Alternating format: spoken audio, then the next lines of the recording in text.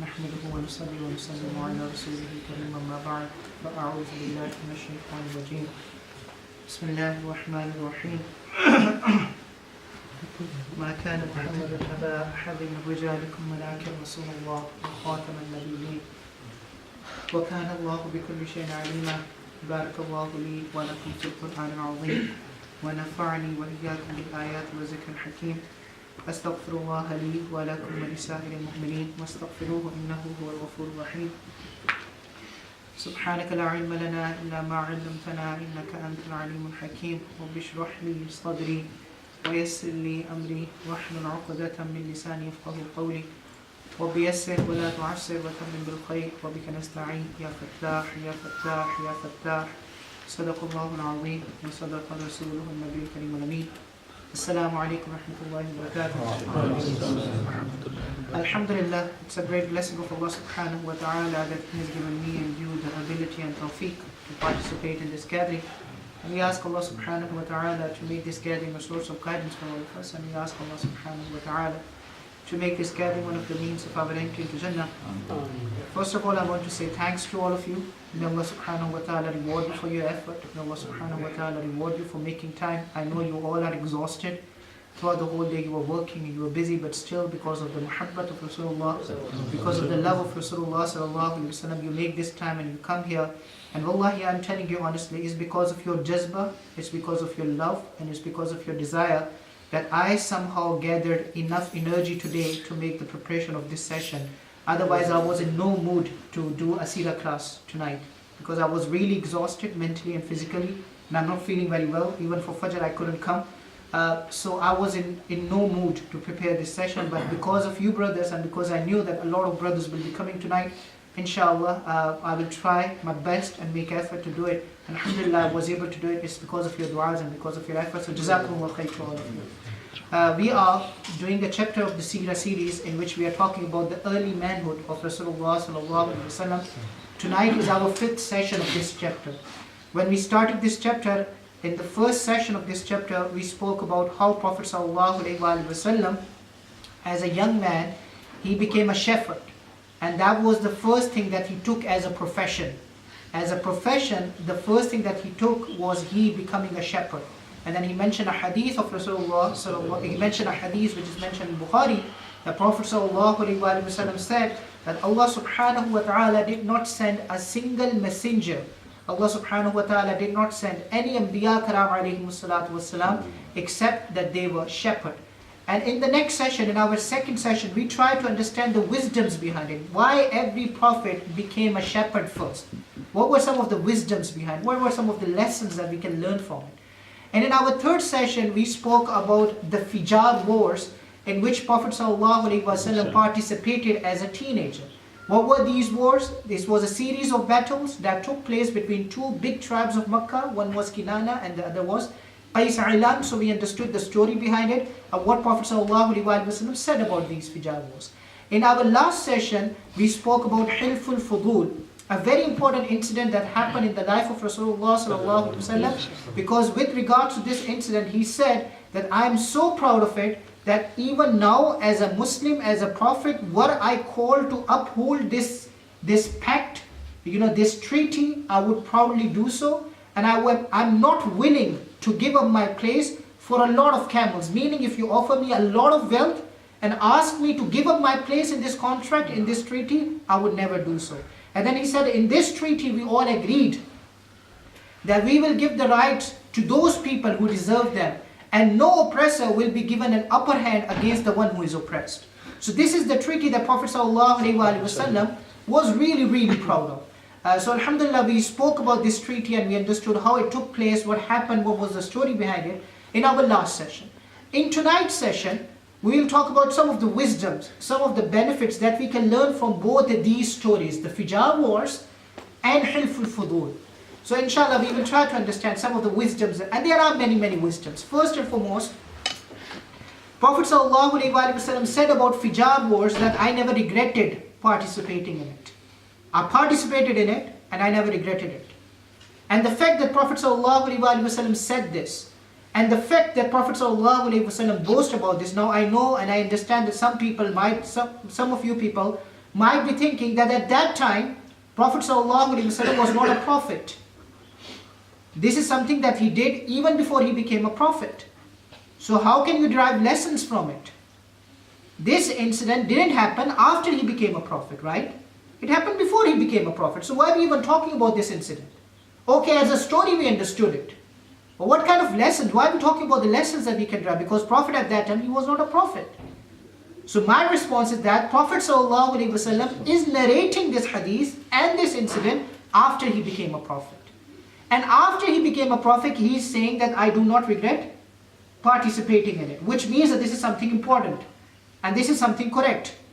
And this actually shows, and the ulama have derived it from this incident, and different scholars have derived it from this incident. This shows that it is permissible for a Muslim, listen to this carefully. It is permissible for a Muslim to fight in a war or to fight in a battle that is not purely religious battle. Do you understand what I mean? It is permissible for a Muslim to fight in a war or to fight in a battle that is not purely religious battle. Because Fijar wars have nothing to do with religion. Fijar wars were about defending the haram and the sanctity of haram, I understand this. But the Fijar wars, the people who are fighting both of these sides, both of these people, or the group of people of both of these tribes, they both were pagans. They both were idol worshippers. They both believed in the same kind of gods. So it was not a religious fight. It wasn't a religious fight. The Prophet ﷺ participated in it. Now some people say that Prophet ﷺ never physically participated in it. If you remember, the job of Prophet ﷺ was to collect the arrows and then give those arrows to his uncle. So he aided, he helped, he supported. So there is a lot of fiqh involved here, which I don't want to share with all of you. I don't want to get you bored. But there is a lot of fiqh involved to what extent you can involve in such kind of battles. But the bottom line is, such kind of wars, which are not religious wars, Muslims do have a leeway. They can still do something about it. They can still get involved in it. Because Prophet ﷺ did participate in it. And another thing that we learn from this incident is that in this incident, there was not a clear-cut line of good versus evil. Both of these parties, both of these tribes, if you remember the story, those of you who never remember the story, you will fall asleep very quickly. But the ones who remember a story, they should remember that both of these tribes, they have committed evil. They have committed evil. One side has committed more evil because they destroyed the sanctity, or they somehow did not respect the sanctity of haram. So one committed more evil than the other, but both have committed the evil. And Prophet ﷺ is fighting on the side of is fighting on the side of the people who have committed less evil, right? Who are more closer to the truth. So why I'm highlighting this point is because we are living in a world where there are wars that have been waged every single day. And by the way, I'm not talking about the wars which involve Muslim lands. That's a difficult point. That's a different point altogether. The wars that involve Muslim lands, there is a separate fiqh about them. I'm talking about the wars that are very, morally questionable wars. Nowadays we see these kinds of wars, very gloomy and dark wars that have been waged on the basis of materialistic reasons. In those kinds of wars, if you were asked to choose a side, to some extent you can do this. And ulama derive this from where? From this incident, the Fijar war. So do we understand this point? Even though they are not religious battles, but if it was something like this, to what extent you can get involved, that's what we learn from this incident, Fijar wars. The second point, which is the last point, inshallah, I will more or less take 5 to 7 minutes, but I need your attention now, because this point is about Hilful Fudul. This incident shows us, and this is a very important point for all of us who live in the West. This incident, Hilful Fudul, it shows us that Prophet ﷺ was involved with the society of his time. Even though the society of his time was a Muslim society? No. It was a pagan society. They all were idol worshippers. It was a pagan society, but Prophet ﷺ was proud of his participation in the society. And the causes that he got involved with are not only Islamic causes, or were not purely Islamic causes. Because Hilful Fudul was about upholding justice, truth, and helping people against the oppression. And these values are not only Islamic values. These are human values. Prophet participated in it, and he said, I am proud to have been there. And even now, as a Muslim, as a Prophet, were I called to uphold this pact, to uphold this treaty, I would proudly do so. This shows us that being involved in our society, in the problems of our society, is a part of being a good Muslim. In my humble opinion, one of our greatest problems here as a minority in the UK is that we think that we don't need to get involved in something that is not only Islamic, or that is not purely Islamic. So you don't need to talk about racism. You don't need to talk about oppression. You don't need to talk about poverty. You don't need to talk about sexual abuse. You don't need to talk about child abuse. And if you get involved in these kinds of issues, people started calling you modern Mulana. This happened with me. That's why I'm relating this to you. There is an organization in Scotland by the name of Amina organization. Amina or Amina organization. 2-3 years ago, they phoned me. I don't know where they got my contact from, because they are based in Glasgow, so they never knew me. They got my contact from someone. They asked me, I went there. We did an interview about domestic abuse, about child abuse, women abuse, sexual abuse, different kind of questions they asked me, and I gave them answers. After that, that video came everywhere on YouTube. They didn't have a channel, but they had an organization, and they put it everywhere on YouTube or wherever they can show this. Some of my closest friends made fun of me. Some of my closest friends. And I know that their intentions were not bad, but they didn't have that kind of mentality. They said, why did you have to go out of your way to get involved into something like this? For them, it is not something that is Islamic. Islamic is what? Islamic thing is what? That you only talk about Kashmir and Palestine and flood here and flood there and earthquake in a Muslim land and here and there. And wallahi, I'm not making fun of all these causes. I know these are the legitimate causes. And if you make a call for them, alhamdulillah, may Allah give you jaza for that. May Allah reward you for that. But at the same time, what are we learning from the seerah of Rasulullah sallallahu alaihi wasallam? Prophet sallallahu alaihi wasallam was an active part of his society. And he was supporting justice. And that justice has nothing to do with Islam or non-Islam, or with Muslim or a kafir. It was a justice for everyone.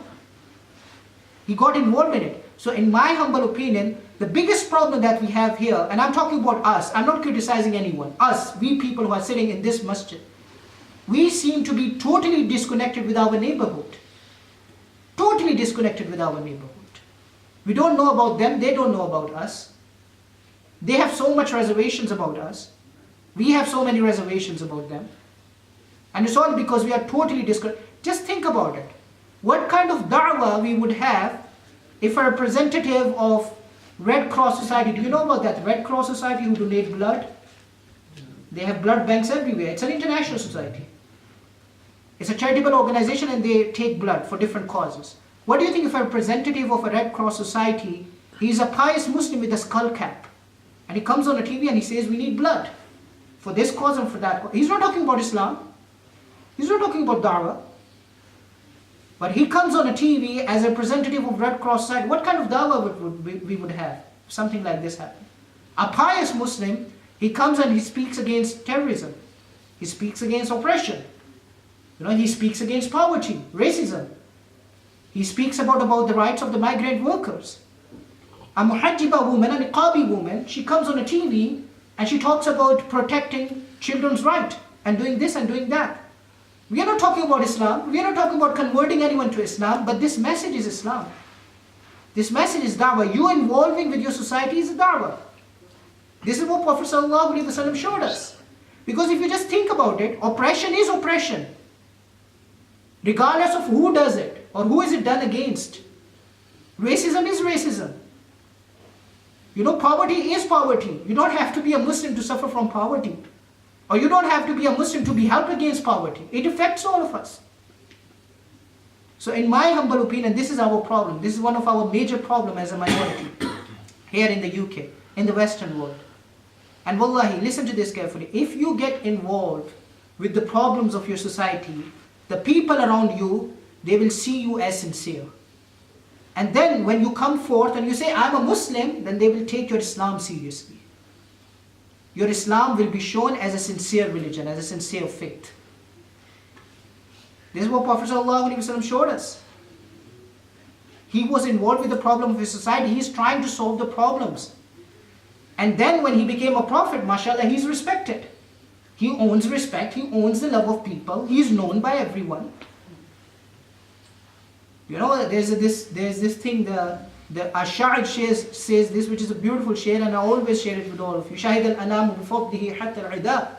That the entire mankind is talking about the excellence of the character of Rasulullah sallallahu alaihi wasallam. Even his worst enemies have to say that as much as we hate Prophet Muhammad, if you want to look at the person who has an upright character, look at Muhammad sallallahu. We say sallallahu, they never say sallallahu. Look at Muhammad.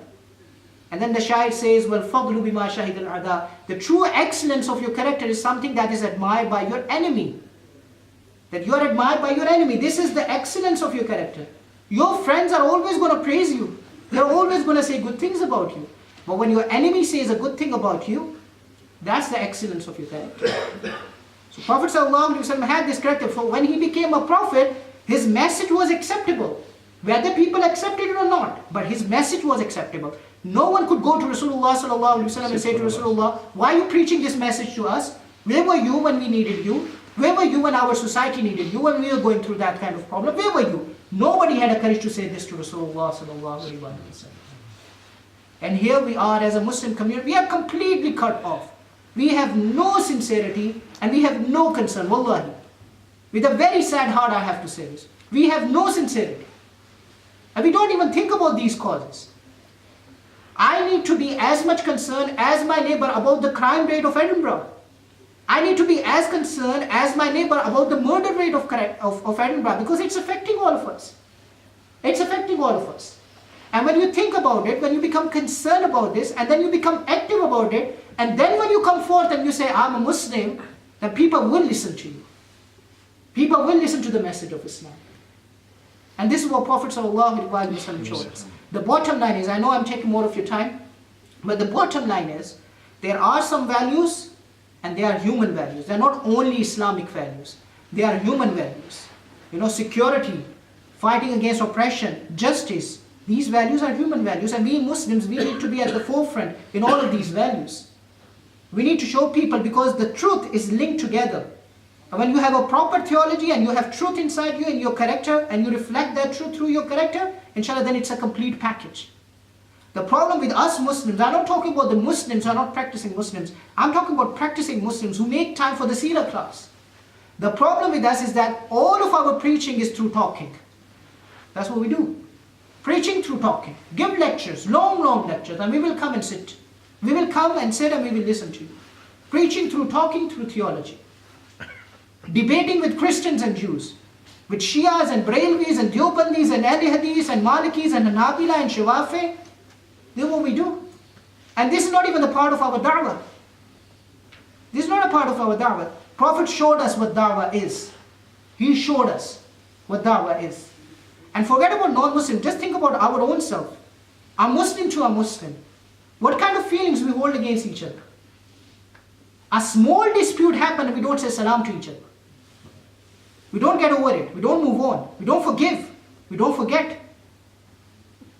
I don't know about other people from other countries, but for us, Pakistani people, bisti is a very high thing. Bisti is a major thing in our, you know what bisti is? Bisti is basically losing your dignity, losing your respect. It's a bisti. So for us, it's a big thing. If someone does a bisti to you, then you will never forgive. And you will never forget. Things happen inside the mosque, sometimes. And when it happens, we have differences of opinion. And it's a very normal thing. Abu Bakr and Umar had difference of opinion. Are we better than Abu Bakr and Umar? They had differences of opinion. But if they had fought on every single tiny issue, Islam would have never reached us. It would have never crossed the borders of Medina. It would have never reached us. This is what Prophet ﷺ is showing us through his seerah. We need to be good to each other. Become an active part of your society and help each other. Think good about each other. If you really love Rasulullah sallallahu alaihi wasallam, then show that character. And things will happen, my brothers. I didn't know about this, even though I'm much younger than all of you people who are sitting here. Most of you people who are sitting here. Some of you are more younger than me. I don't have that kind of experience of life that you have. But wallahi, after becoming an imam here for 5 years, one thing that I have learned is that how much patience you should have when you become an imam of the mosque. Or when you get involved in the mosque. How much people will come and blame you for everything. The first time when it happened to me and I was really heartbroken, I phoned my ustad, I phoned my teacher and he said, don't worry. It was my first year here. Something happened and I was really sad. And I phoned him and he said, don't worry. Imam is a shaheed. He is a shaheed. You know what shaheed is? Martyred. Everyone is going to come and kill you. So don't worry about it. Similarly, the same applies to all the people who come to the mosque. Iqra is known because of you people who are sitting here. It's not only because of me. People look at you and they identify you with Iqra. They affiliate you with Iqra, with this mosque. If we say bad stuff about our mosque, what other people are going to think about it? If we go to person, home to home and say, this is what happened in the mosque, this is what happened in the mosque, we never talk about good things. Never talk about positive things. We never share glad tidings with each other. Why do we have such negativity in ourselves? Things happen, dispute happens, not only in the Muslims, professionals have disputes among themselves. Doctors have a dispute against a doctor, with a doctor. Engineers have disputes with one another. Why can't we have disputes then? Differences of opinion will happen. My teacher used to say that you can never ever eliminate differences of opinion. This will always happen. What you can change is your approach towards differences of opinion. How you are dealing with differences of opinion. That's what you can change. But differences of opinion will always happen. You cannot control them and you cannot eliminate them. So this is what we learn from the seerah of Rasulullah sallallahu alaihi wasallam. One final thing is that look at the status. When you have this characteristic, and when you have this excellence of character in you, then what happened? Even before he became a prophet, he's only 20 years old. He's only 20 years old, but look at his status. He was called to become a witness of that treaty. And if you remember, only the big people of Quraysh gathered together where? In the house of Abdullah bin Jud'an. Only the big people, the big leaders, he was the youngest participant in that gathering. And then he was asked to dip his hand in the perfume as well. And he was the youngest participant. And this shows that because of his character, they saw a great leader in him. That's what they called him. Otherwise, what would they call him? And this was the status of Rasulullah sallallahu alaihi wasallam because of his character. And one final thing is that even though there were so many differences and so many bad things about Arabs and Quraysh and different tribes of Arabs, but this incident, Hilful Fudul, shows us that they still had some element of goodness in them. Still had some elements. Because this was the first time when all these tribes, despite of their differences, they came together. And they said, enough is enough. And we will help the oppressed one and we will help the wronged one against the oppressor. So this shows that they had some good in them, some element of virtue and nobility in them. And because of that virtue and nobility, Allah subhanahu wa ta'ala chose Rasulullah sallallahu alaihi wasallam to be amongst them. And then Prophet sallallahu alaihi wasallam came and he revived all of these sunnats. And he revived all of these values. And as I request to all of you, brothers, as an ummati of Rasulullah sallallahu alaihi wasallam, as a follower of Rasulullah, no one can claim to be perfect. I'm not saying just listening to this one lecture and you will become like an angel. We all will make mistakes, all of us. Because Prophet said, Kullu bani Adam khatta'un. Khatta'un means someone who makes mistake over and over and over and over again. We will make mistakes. But one thing that we make an intention today is that whenever we realize our mistake, whenever we make our mistake, we must realize our mistake. And we must acknowledge our mistake. And we should have enough courage and enough decency to come forward and to apologize. We should have it. And wallahi, this will not put you down. We think that if we say sorry, we will have our bisti. We will lose our respect. But Prophet ﷺ said, مَا زَادَ عَبْدًا بِعَفْوٍ إِلَّا عِزَّةً. You forgive someone for the sake of Allah subhanahu wa ta'ala and it will only increase your izzat. We think we will lose our izzat. But Prophet said, I swear by Allah, you will only increase your izzat. So let's do this, let's make this intention as a follower of Rasulullah sallallahu alaihi wasallam. One last session that I will do about Abdullah bin Jud'an. We are talking about him over and over again. So one last session of this series, of this episode, I will do inshallah next week about Abdullah bin Jud'an. A very interesting session it will be, because it will talk about people who are very pious people, good human beings.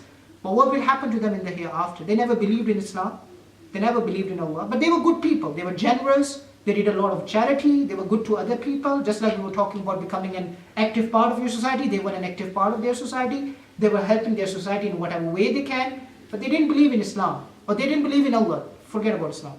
They didn't believe in Allah.